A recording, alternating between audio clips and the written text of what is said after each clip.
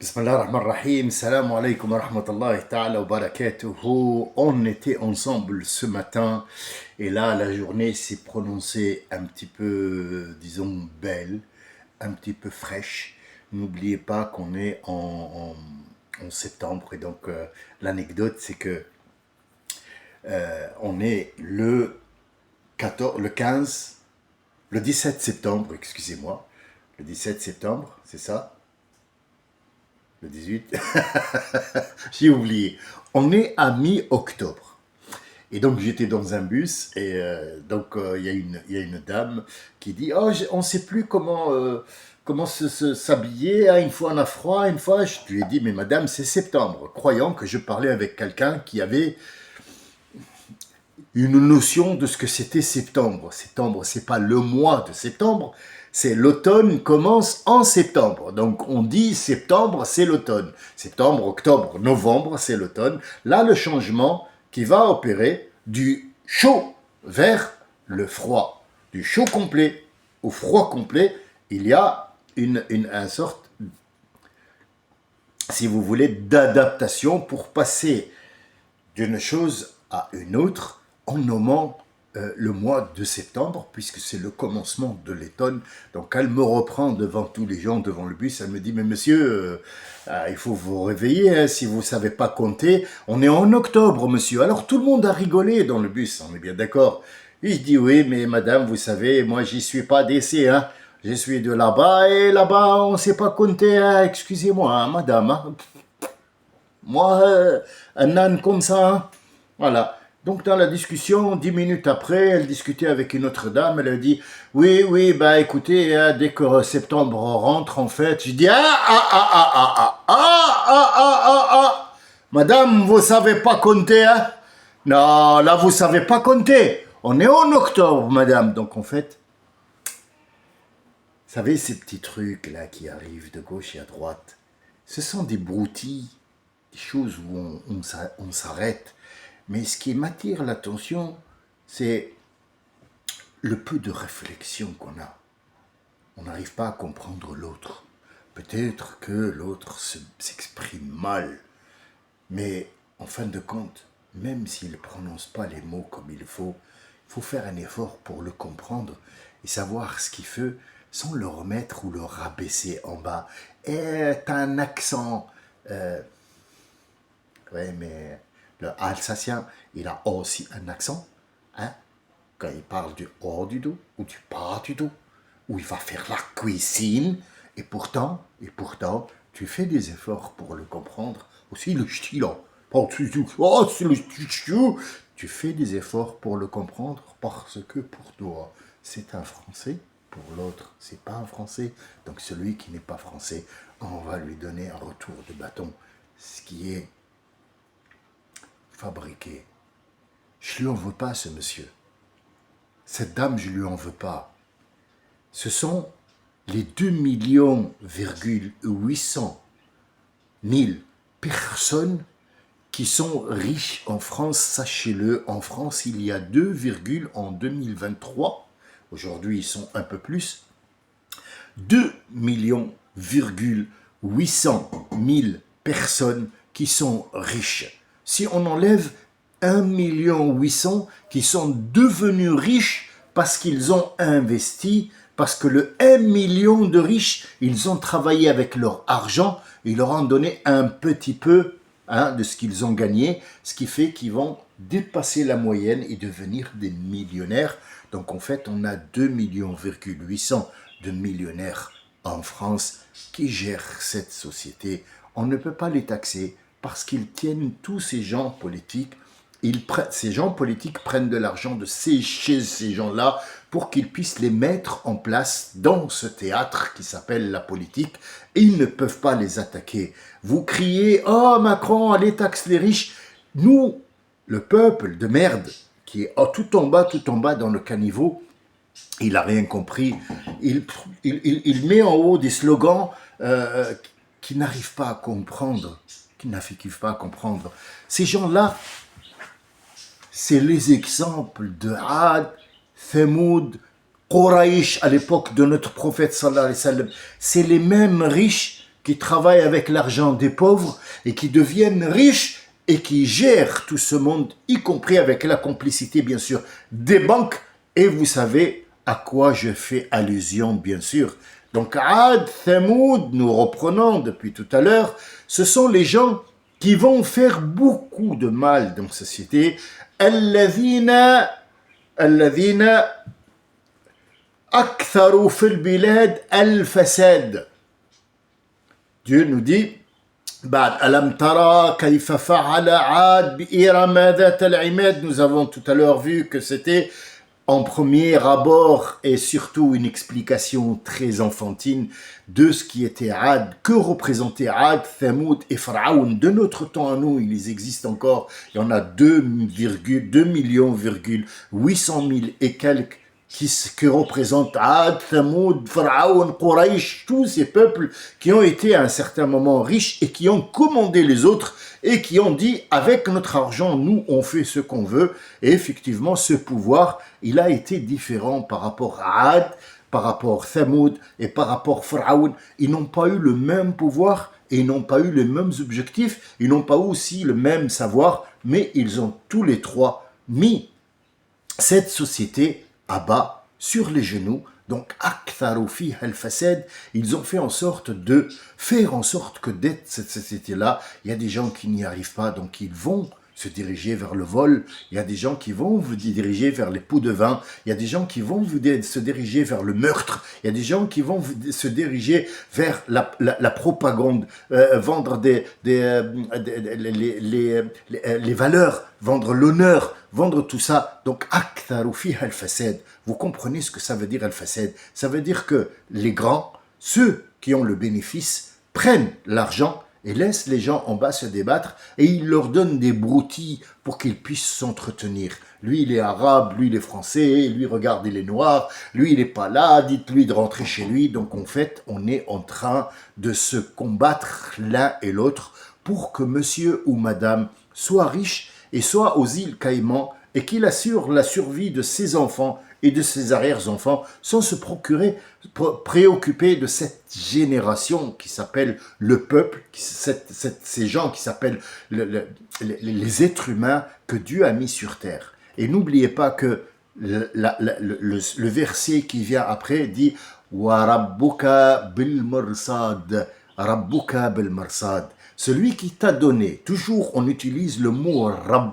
la donation. Celui qui t'a donné ce pouvoir, celui qui t'a donné, si tu veux t'appeler, tu l'appelles la chance d'être riche, la chance d'avoir un pouvoir, parce que c'est ce que tu appelles, c'est une chance, mais en fin de compte, ce n'est pas une chance, mais ce malheur d'être riche, ce malheur d'avoir porté cette responsabilité sur laquelle tu n'as pas été à la hauteur et tu as fait énormément de mal à la société. Tu as laissé le peuple dans l'ignorance, dans la faim, dans ce qu'on appelle des petits poissons qui mangent des gros poissons. Tu as fait en sorte de regarder ça d'en haut. C'est Dieu qui t'a donné ça pour une bien précise, une cause bien précise.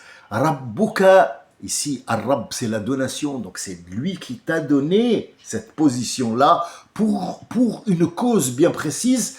Bil marsad, bil marsad. Ici, il faut faire attention à ce mot-là.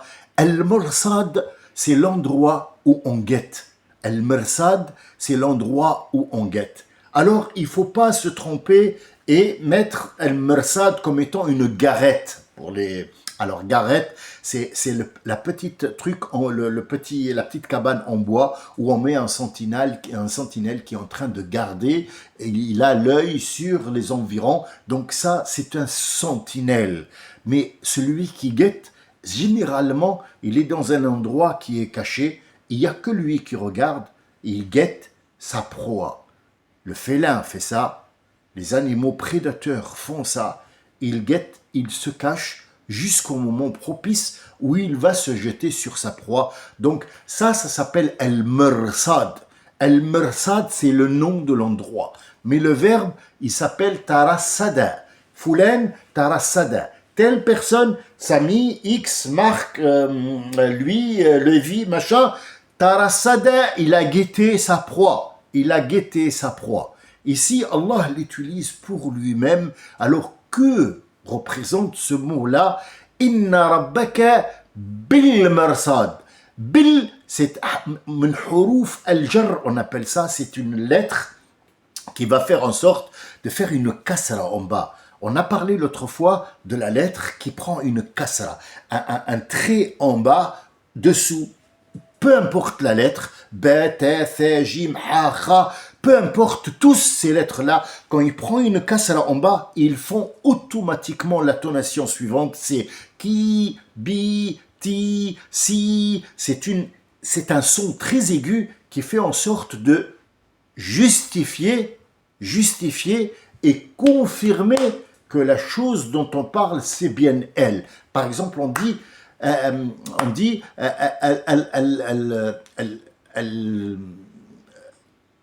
al-banna'in, c'est ceux qui construisent et nous savons qui c'est. C'est al-banna'oun, c'est y compris l'architecte, le chef-d'œuvre de la construction béton, les finitions du bâtiment, tout ça, c'est al-banna'oun, c'est ceux qui ont fait l'édifice en entier, y compris l'architecte, y compris le secrétaire qui est en train de faire les plans, le dessinateur, jusqu'à arriver au dernier, le peintre qui va peindre, et puis après l'électricien qui vient mettre les blocs, machin. Mais al-banna'in, il parle de ceux qui font les fondations et non pas de l'architecte. Donc en fait, in veut dire que ça, on sait très bien de qui on parle. Il y a al-mu'minun, ceux qui croient, et leurs croyances diffèrent. Mais il y a al-mu'minin, nous parlons d'une croyance bien spéciale, c'est la croyance du sujet. Al-mu'minin, ils croient en la présence de Dieu. Al-mu'minun peuvent croire en ce monde, ils peuvent croire que la terre est plate, ils peuvent croire qu'il y a des anges, ils peuvent croire qu'il y a des fantômes. Donc en fait, al-banna'oun, avec dhama'oun, tout ce qui est oun, c'est un ensemble. Mais cette kasara-là, elle est très spéciale puisqu'elle met l'accent sur quelque chose qui est connu et bien défini. Ici, Bil Mursad, ici Allah parle très explicitement de l'endroit virtuel d'où les gens guettent, ça veut dire l'intérieur de toi que personne ne connaît. Voilà pourquoi Dieu il a utilisé ce mot-là pour lui, parce qu'il est indigne de dire que Dieu, Yatarasadu, Dieu guette. Dieu ne guette pas. Mais toi, comme tu guettes de derrière ton œil, c'est un endroit virtuel ou c'est un endroit que Dieu seul connaît, puisque personne ne peut savoir que quelqu'un, par exemple un pickpocket, est sur la gare en train de guetter. Personne ne sait où il guette jusqu'à ce qu'on l'attrape. Alors, cet exemple que je donne sur un pickpocket, on peut le mettre sur aussi un président de la République, ou Bernard Arnault, ou un des 2,8 millions des riches, comment ils sont en train de guetter la bourse, comment ils sont en train de guetter les gens, et où ils mettent leur argent pour pouvoir après les dépouiller. C'est ça Ad, c'est ça Thamoud, c'est ça Pharaon, et c'est ça que Dieu te dit, Aktharu fiha al-fasad, c'est à cause d'eux que ce monde-là devient pourri comme il est maintenant. C'est pas une question parce qu'ils sont beaucoup, non. C'est une question que c'est eux qui les ont poussés à s'entretuer parce qu'ils doivent absolument avoir l'accès libre pour te manger et pour.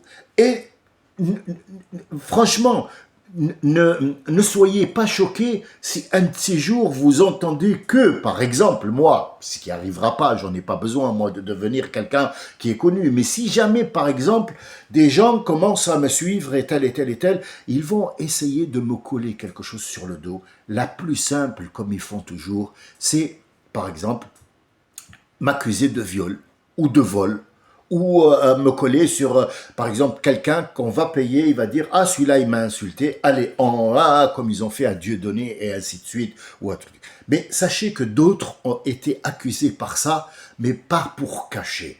Comme par exemple, je vais vous dire maintenant c'était quelqu'un qui travaillait à la radio, qui était connu, tout le monde le connaît, qui interviewait les hommes politiques, il était arrogant et tout ça, il posait des questions, hein, son nom commence par B, Bou, hein, et il a été, comme soi-disant, accusé d'un acte sexuel, mais il travaille toujours derrière dans un truc qui s'appelle RTL. Le souci, c'est quand on revient à ses comptes, il a 1 milliard d'euros en compte en banque, quelque part. D'où vient ce million? Et pourquoi on l'a accusé? C'est pour le mettre à l'abri, quelque part, pour salir un petit peu son image, mais c'est pour son bien, c'est pas pour c'est pour son intérêt, l'intérêt de ses enfants. Il doit absolument être lavé de tout soupçon concernant ce truc-là, parce que ce monsieur pourrait faire tomber des têtes et il faut absolument lui trouver une astuce. Vous voyez le mal qu'ils font dans cette société, c'est à peu près ces manigances-là, y compris Madame Le Pen, Monsieur Bardella, Zemmour, tout ça. Tous ces gens-là, ils sont utilisés pour faire une diversion, y compris ce Hanouna, ce Arthur. Tout ce monde-là est fait pour faire diversion, pour que les 2,8 millions riches restent riches et tout le reste reste en bas. C'est Pharaon, Thamoud et Had. Mais Rabbak, il a dit Allah, Rabbuka, celui qui leur a donné cette possibilité, il est là où tu l'attends pas. Ça veut dire qu'il est en train de te regarder de l'endroit où tu guettes. Inna rabbaka la bil marsad. Inna rabbaka la bil marsad. Wa rabbuka sabba alayhim sawta azab. Ça veut dire ces gens-là, ne croyez pas qu'ils vont passer à travers les mailles du filet et que Dieu ne pourra rien leur faire. Non, il leur a infligé 1 ou 2 ou 3 punitions terrestres d'abord, et après la mort, ça c'est une histoire. Mais là, maintenant, de là où je veux parler, ils sont en torture. Il y a une première torture, rougeur de le visage. Il y a une deuxième torture, qui est le bleuâtre du visage et la noirceur du visage qu'on a évoqué au début. Et c'est ça, Saout al-Adhab. La rougeur peut avoir une signification. Pourquoi on devient rouge? Parce qu'on est malade, parce qu'on a la fièvre, parce qu'il y a une honte, parce qu'on est en colère. Tout ça, ce sont des situations où on peut se mettre, où on peut expliquer cette rougeur.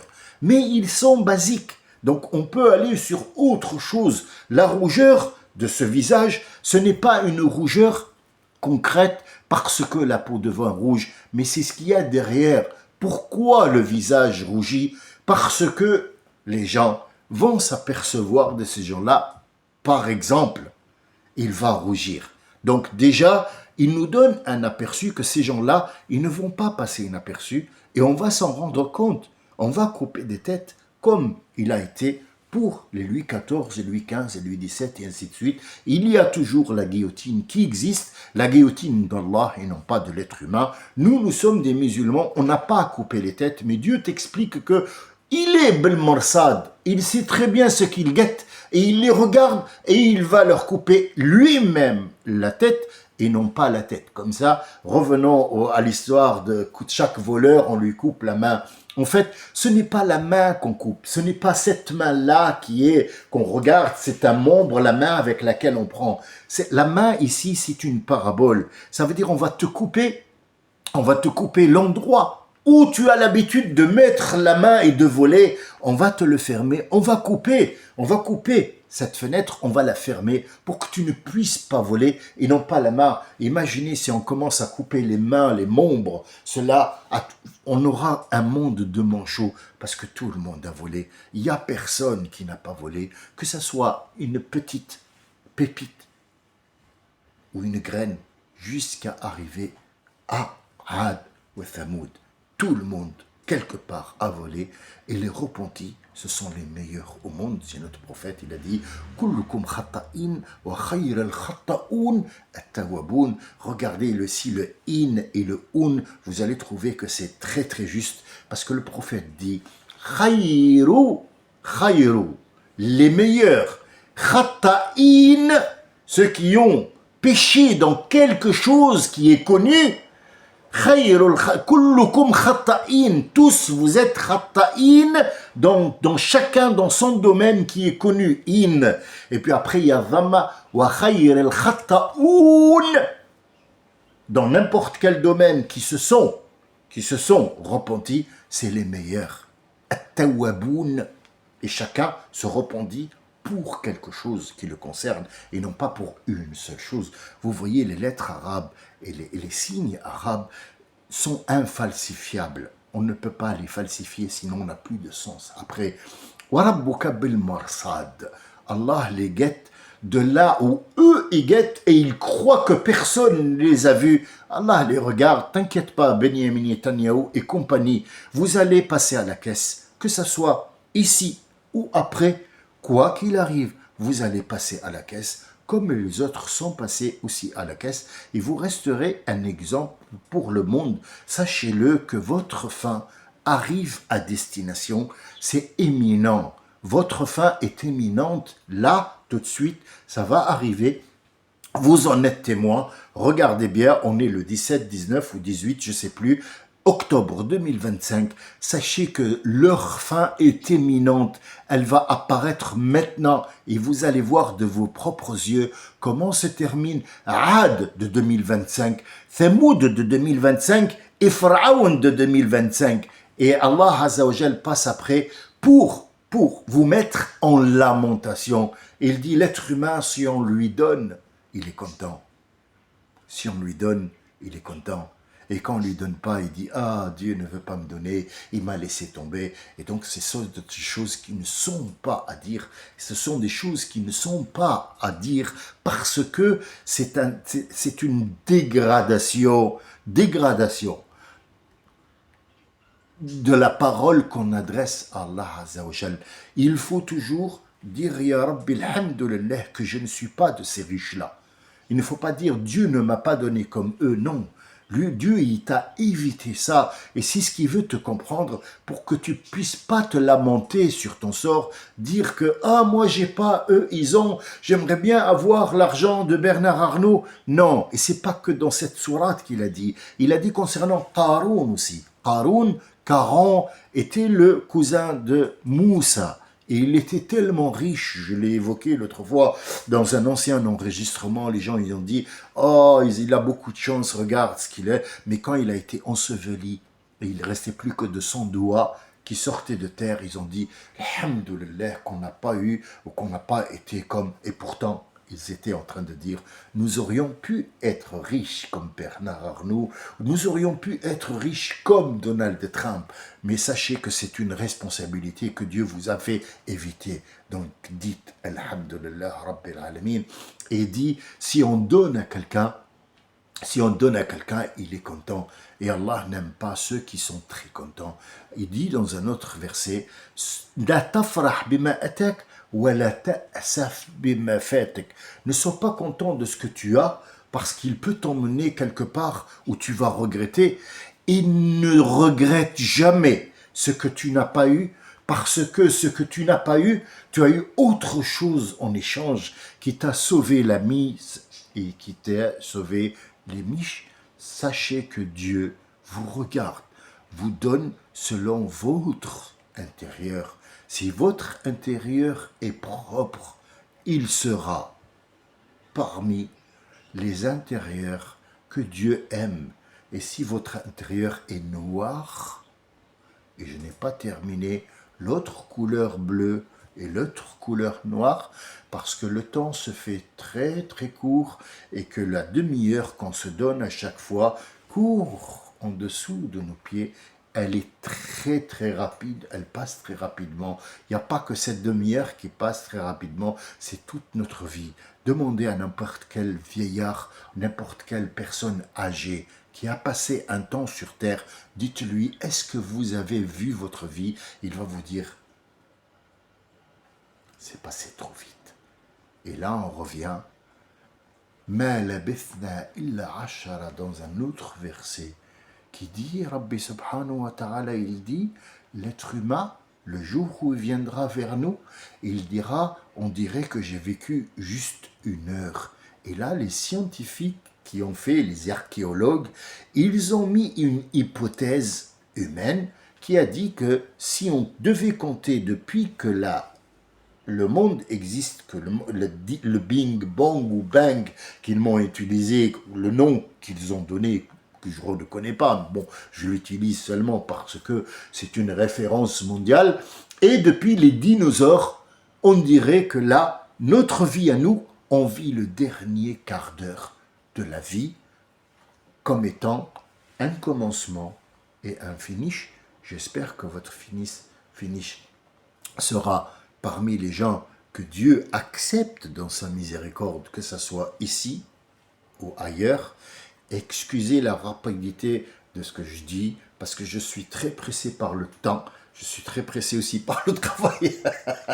Le travail qui m'attend. Donc, de temps en temps, si par exemple, parce que je suis décorateur, et donc de temps en temps, je fais des choses sur le travail, il leur faut un temps de séchage. Et comme je ne prends pas 50 chantiers en même temps, je ne suis pas une entreprise, ça y est, maintenant je me sais vieux, je me calme, mes enfants ils sont tous placés quelque part. J'ai 2 architectes, deux architectes, j'ai 2 chirurgiennes qui sont des jumelles, j'ai un informaticien qui a son entreprise et qui est doué et calé dans ce truc, et j'ai un chef pâtissier. Alhamdulillah Rabbil Alamin. J'ai beaucoup fait d'entreprises, mais pour l'instant, je le fais pour moi-même, pour ma petite propre vie. Je n'ai besoin de personne, ni de mes enfants, ni de personne. Je fais avec ce que j'ai. Alhamdulillah, j'ai peut-être réussi ma vie, mais sachez que on ne rentre pas au paradis avec une prière.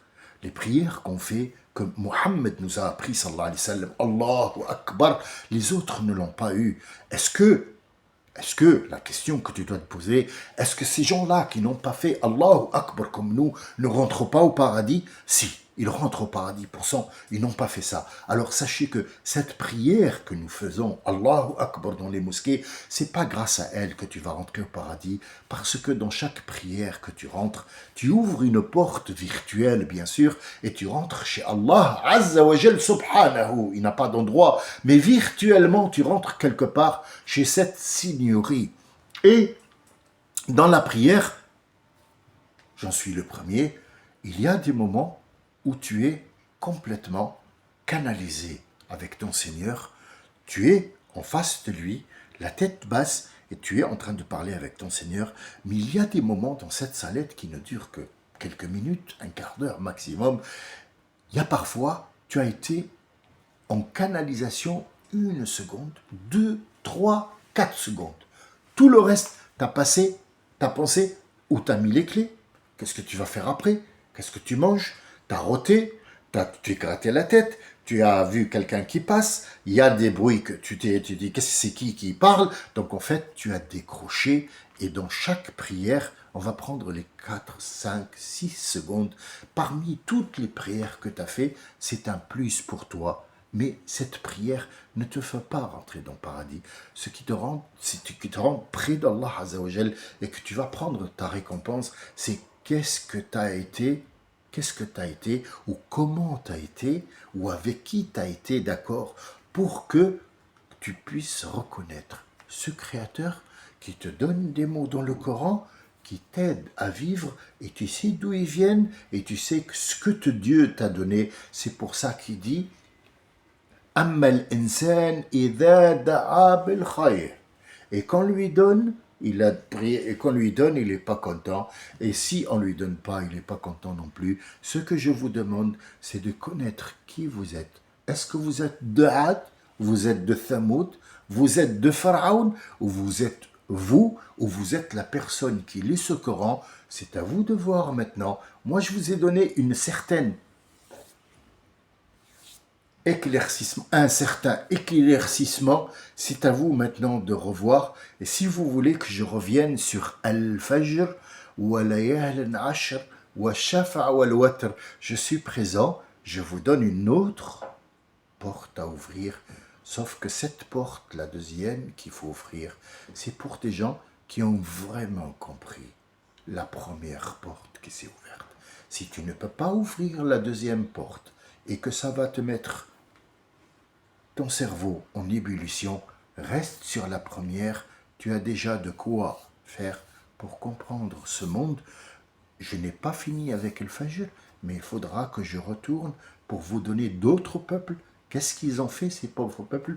Et pourquoi ils nous les évoquent? Est-ce que ces peuples existent maintenant comme les pharaons existent, Ad existe? Oui, il y a Shuaïb, il y a Daoud, il y a David, et on doit retourner à Youssef en Égypte pour voir le commencement de Bani Israël. Pourquoi ils sont appelés Bani Israël? Qui est Israël? Et pourquoi maintenant on a appelé ce pays-là qu'ils ont pris, à qui on lui a donné un bout de terrain, ils l'ont appelé Israël? Et pourquoi? Lui, comment? Et Inch'Allah, on se revoit bientôt. Je vous remercie pour votre écoute. Je suis désolé, je suis pressé, j'ai pas pris le temps.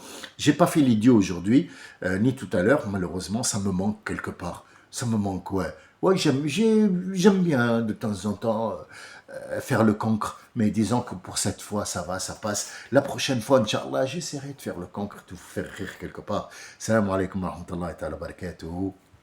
Que Dieu vous garde. Et je vous aime tous, Inch'Allah. Salam.